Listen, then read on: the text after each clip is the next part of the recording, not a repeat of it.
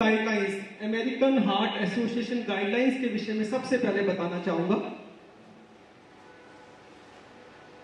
As per American guidelines 3 ऐसे group हैं जिसमें एंजियोप्लास्टी बाईपास सर्जरी रिकमेंडेड ही नहीं है as first line of treatment, medical treatment ही रिकमेंडेड है।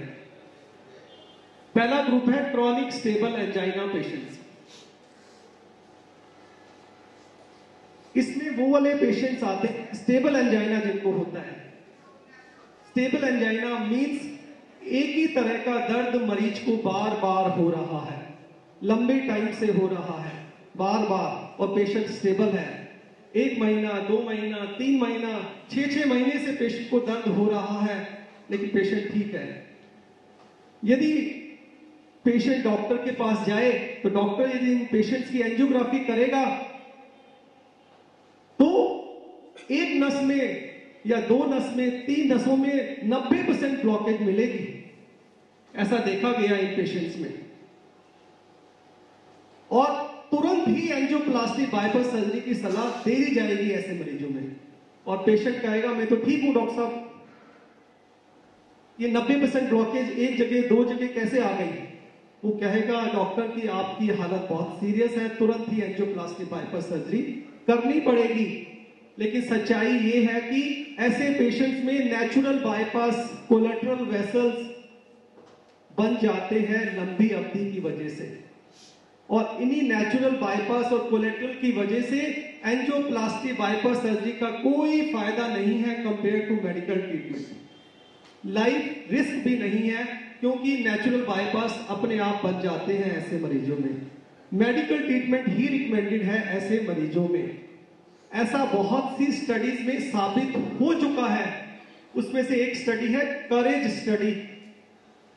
इस स्टडी के बारे में मैं आपको 5 मिनट के बाद विस्तार से बताऊंगा। दूसरा ग्रुप है heart attack patient, major heart attack जिनको हो गया है और 24 घंटे बीत चुके हैं और पेशेंट स्टेबल है, पेन फ्री है। यदि वो 24 घंटे के बाद पहुंचता है और उसको पेन नहीं है, स्टेबल है पेशेंट, तब भी एंजियोप्लास्टी का कोई फायदा नहीं है। यदि एंजियोप्लास्टी की जाए तो नुकसान हो सकता है। ऐसा बहुत सी स्टडीज में साबित हो चुका है, जैसे कि हॉकमैन study. Regarding this study I will talk about later on. तीसरा ग्रुप है अनस्टेबल एंजाइना पेशेंट्स, यानी कि minor heart attack patients.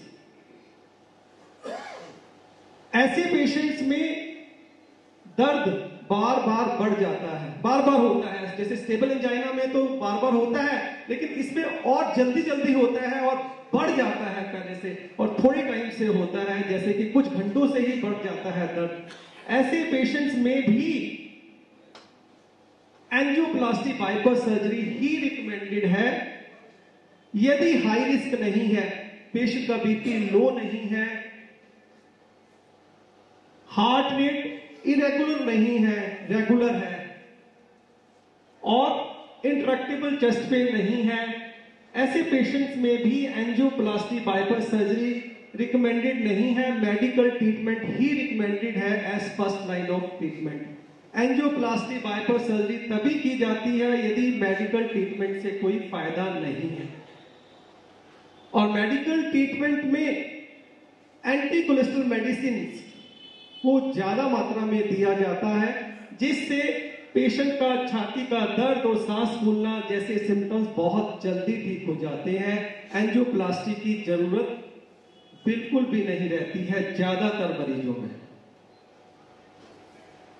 These 3 groups belong to nearly 80 to 90% patients, 90% of total heart blockage patients। तो इसका मतलब हुआ 80 से 90% मरीजों में एंजियोप्लास्टी बाईपास सर्जरी की जरूरत ही नहीं है, मेडिकल ट्रीटमेंट ही रिकमेंडेड है एज पर अमेरिकन गाइडलाइंस।